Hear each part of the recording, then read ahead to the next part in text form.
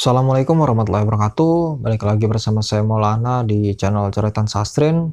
Jadi di episode kali ini saya akan membacakan dua cerita sekaligus, yaitu cerita Adi dan juga cerita dari Rizky Adi Kodiat.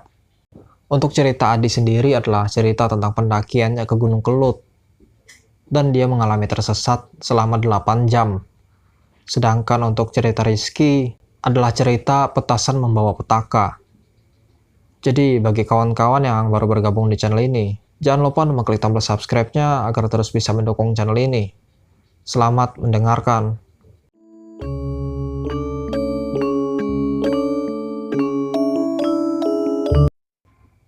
Sabtu 13 April 2019, gue mendaki bareng teman namanya Anto ke Gunung Kelut di Blitar. Kita berangkat cuma berdua sekitar jam 8 pagi ke base camp Tulungrejo di Blitar. Singkat cerita, sampailah kita di tujuan jam 9 malam. Lama banget. Padahal, perkiraan jam 3 sore kita udah nyampe di tempat. Suasana di base camp lumayan rame, karena emang lagi weekend. Di situ, kita kenalan sama rombongan pendaki asal Mojokerto, yang jumlahnya ada 4 orang, yang akan trekking malam itu juga. Rencana awal, kita berdua emang mau trekking juga, ikut gabung rombongan itu. Tapi karena teman gua Anto yang baru pertama kali mendaki, dia agak berani buat jalan malam. Meskipun rame, ditambah lagi posisi lagi hujan. Jadi gua mutusin buat nginep semalam di base camp. Dan rombongan dari Mojokerto itu pun berangkat duluan. Minggu 14 April 2019. Pagi jam 8, masih hujan. Gua bangun dan mandi sambil sarapan di warung yang ada di base camp. Setelah semua selesai, gue menuju pos perizinan untuk mengurusi maksi dan sebagainya. Singkat cerita, pukul 10 siang kita baru berangkat trekking, diantar ojek menuju batas pendakian. 15 menit kita naik ojek, sampailah kita di pintu pendakian. Awal perjalanan masih aman dan nyaman, meskipun suasana sunyi, karena yang naik hari Minggu, cuma kita berdua. Nah, jalan mungkin jam 12 kita sampai di pos 2 dan kita bertemu lagi sama rombongan dari Mojokerto kemarin. Dan ditegurlah kita. "Mas, sini mampir dulu. Ini ada kopi sama makanan," kata masnya. Iya mas," saut gua. Nah, setelah itu, gua istirahat sambil ngobrol-ngobrol sama mereka. Dan ternyata mereka gak muncak karena semalam hujan badai katanya. Setelah gua rasa cukup, gua pamit sama mereka buat ngelanjutin perjalanan. Nah, waktu di perjalanan mau ke pos 3, si Anto ini bilang, "Mas, istirahat dulu ya, kebelet boker gua," kata Anto. "Ya udah, lu boker aja dulu," saut gua. "Lah, mana bisa mas di tempat gini, gak cebok dong gua," kata Anto. "Kan ini lagi hujan. Jadi, lu tinggal gali tanah, terus cebok pakai daun," saut gua. "Gak ah mas, jorok," kata Anto. "Ya udah, itu ada air, lu pakai aja," saut gua. Setelah itu, dia mengiyakan saran gua. Lalu agak turun ke bawah dan gua nungguin di jalur. Dia bolak-balik teriakin nama gua, karena mungkin takut gua tinggal. Nah, setiap dia teriak itu, pasti kabut datang tebal banget. Di situ gue inget kata penjaga pos perizinan. Dia bilang gini, "Mas, kalau bisa, jangan teriak ya di atas," kata bapak tersebut. "Emangnya kenapa pak?" saut gue. "Nanti kabutnya datang mas, malah bahaya kalau gak kelihatan jalurnya," kata bapak itu. Waktu gue nginget-nginget omongan si bapak, si Anto tiba-tiba langsung ngajak gue jalan. "Mas, ayo cepat mas, cepat jalan mas, jangan di sini," kata Anto. "Lah, lu kenapa? Kayak habis lihat setan aja," saut gua. "Udah mas, ayo cepetan," saut Anto. Tanpa gua jawab, si Anto langsung jalan aja cepet duluan. Dengan ekspresi takut, dia jalan aja terus sampai nyampe di pos 3, dan kita papasan sama pendaki yang udah turun. Kita tegurlah mereka. "Permisi mas, numpang istirahat," kata gua. Silakan mas, saut masnya. Ngobrol lagi kita, dan disuguhin kopi sama cemilan-cemilan sisa mereka buat bekal kita berdua. Terus gua coba tanya, banyak mas yang naik kemarin, kata gua. Lumayan mas, cuma ada 5 tenda di sini doang, saut masnya. Oh, udah muncak semua berarti ya mas, kata gua. Udah mas, ini aja udah mau turun, kata masnya. Setelah itu, gue mulai perjalanan lagi nih, langsung ke puncak. Dengan posisi masih hujan, dari bawah tadi ngelewatin punggung naga yang kanan kiri langsung jurang. Singkat cerita, setelah sampai di pos Lembu Suro, di situ gue bilang ke Anto, "Toh, ini masih hujan loh. Di atas juga kata masnya tadi anginnya kenceng. Kabut udah nutupin jalan," kata gue. "Nanggung mas, gue juga pertama kalinya. Masa gak sampai di puncak?" saut Anto.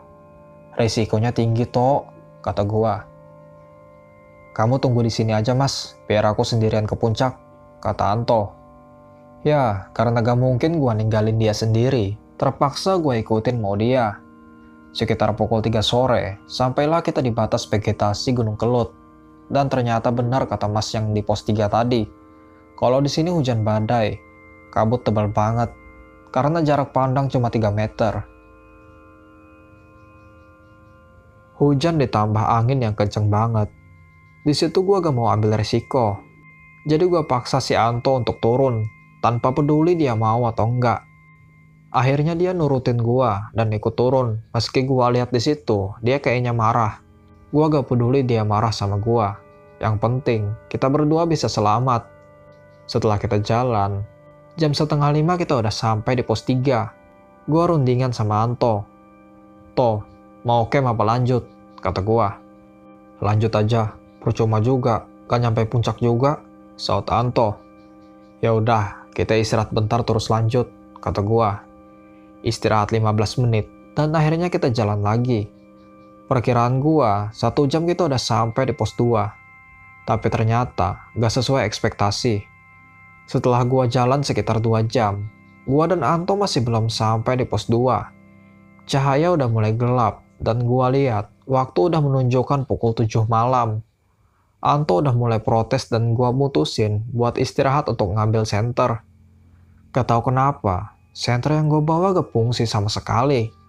Gue coba berpikiran positif, mungkin kena air hujan atau gimana.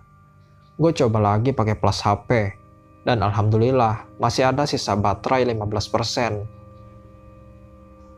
Kita lanjut jalan lagi, tapi anehnya dan bikin gua bingung sampai sekarang. Dari pos 3 sampai pos 2, kalau turun itu cuma butuh waktu 1 jam. Tapi setelah gua jalan 5 jam, gua masih belum nyampe di pos 2. Padahal jalannya setapak, satu arah, tapi kayak gak ada ujungnya. Di situ, mental gue udah down karena ngerasa kalau gue tersesat. Si Anto udah ketakutan banget dan bilang, "Mas, kita tersesat ini mas. Gue gak mau mati di sini mas," kata Anto. "Jangan ngomong sembarangan. Omongan adalah doa. Mending kita tetap jalan dan yakin kalau kita bisa pulang," saut gue. Waktu di perjalanan itu, gue sengaja naliin salah satu ranting dengan sampah bekas aqua buat tanda gue pernah lewat. Setelah beberapa saat gue jalan, ternyata gue bisa balik lagi ke tempat itu. Dan sampah yang ada di situ pun masih ada. Makin down lah gue. Si Anto udah makin gak karuan. Dia cuma bisa nangis dan ngeluh pingin balik. Gue coba inget-inget, apa salah gue kok sampai gue disasarin kayak begini? Apa yang salah sama gue dan teman gue? Gue coba berdoa sama Tuhan. Gue bilang sama Tuhan, "Ya Allah, tolong bantu hamba keluar dari sini. Hamba belum siap jika harus mati di sini. Hamba belum bahagiain orang tua hamba. Cuma bisa berdoa dan berdoa." Gue mikir gimana cara gue keluar dari sini. Dan gak kerasa, gue diam di tempat itu udah 2 jam. Timbullah ingatan kata nenek gue, kalau kesasar, suruh ngebalik baju yang kita pakai. Dan akhirnya, dengan keyakinan gue bisa keluar dari tempat ini, gue minta sama Anto buat ngelakuin apa yang gue lakuin, dan dia nurutin semua. Singkat cerita, akhirnya kita jalan lagi. Terus sampai kita dengar ada suara cewek yang bercanda. Seneng dong kita, karena gua pikir itu adalah pendaki lain. Dan setelah hampir nyampe di pos 2, di jalan turunan, gua nyium bau melati wangi banget, sama bau kayak sesajen gitu. Dan tanpa gua sadari, ternyata gua udah nyampe di pos 2. Dan gua benar-benar senang di situ. Karena waktu udah nunjukin jam 2 lebih dini hari. Jadi gua gak berhenti. Gua lanjut jalan lagi dan sampailah kita di base camp sekitar jam 3 dini hari. Sama sekali gak sesuai dengan ekspektasi waktu turun gua, yang seharusnya cuma 3 jam. Di situ gua baru nyampe setelah perjalanan 9 jam. Di base camp, gua langsung sujud syukur karena masih diberi kehidupan sama Allah. Dari tim pos pendakian tidak tahu jika kita tersesat, karena waktu melakukan perizinan kita ngambil waktu 2 hari. Jadi, pihak pengelola mengetahui saat kita cerita kejadian yang kita alami. Menurut versi Sianto, saat dia selesai boker waktu akan ke pos 2, perjalanan naik, dia dilihatin sama mata, tapi dari balik semak-semak. Ketika kita tersesat itu juga, dia banyak banget digangguin sama makhluk yang gak gua lihat. Dia bilang kalau di tasnya ada yang ikut naik, dan ketika mau sampai di pos 2, dia lihat cewek ketawa di atas pohon pos 2. Nah, untuk alasan kenapa bisa sampai begitu lama turunnya, gue belum tahu sampai sekarang alasannya apa. Dan itu adalah akhir dari cerita Adi. Di sini saya akan langsung melanjutkan cerita Rizky Adikodiat tentang petasan membawa petaka. Selamat mendengarkan.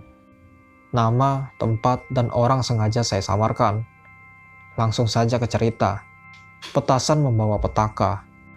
Dulu, waktu masih SMA kelas 1, ada sebuah rumah besar milik Pak Rudi yang sering kita jahilin di saat bulan puasa dengan cara membakar petasan yang memang sengaja diarahkan agar meledak di dekat rumah tersebut. Rumah Pak Rudi berada tepat di dekat pintu masuk taman bermain. Jadi, ketika Pak Rudi berteriak marah-marah, kami bisa langsung kabur dan bersembunyi di taman tersebut karena sedikit gelap dan sepi. Hingga suatu ketika, kami bertiga, Adi, Ipin, dan Rian, membeli petasan di warung dekat rumah, sekaligus tempat kami nongkrong-nongkrong. Sepulang sholat tarawih, dengan niat ingin berbuat jahil lagi ke rumah Pak Rudi. Singkat cerita, kami pun berangkat berbekal sarung dan petasan. Namun baru sampai pintu masuk taman, tercium bau bangkai tikus gitu, tapi jauh lebih menyengat.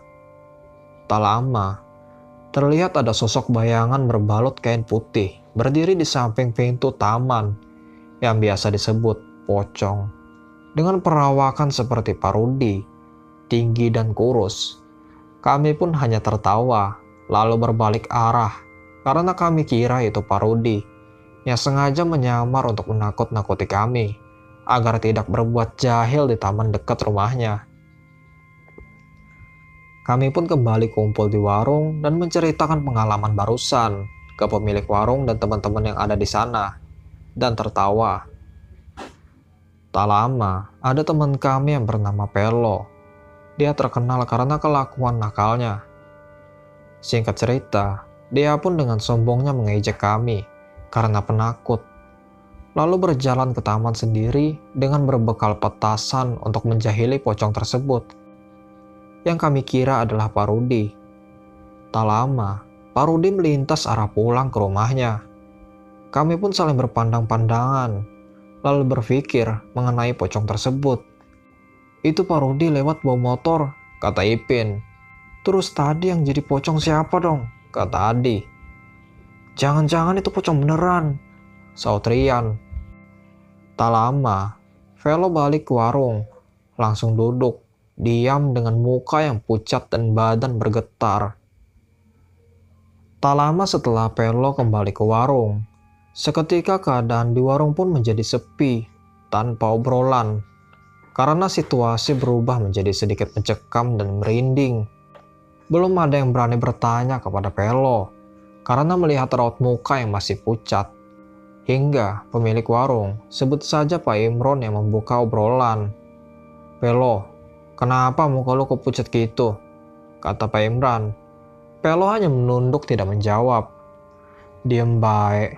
Ngopi dulu nih, sambil menyodorkan kopi. Iya Di, sambil mengambil gelas yang saya sodorkan.